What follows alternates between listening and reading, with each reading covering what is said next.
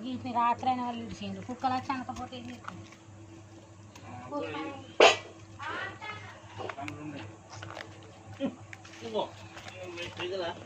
ఉండదు మన ఉండదు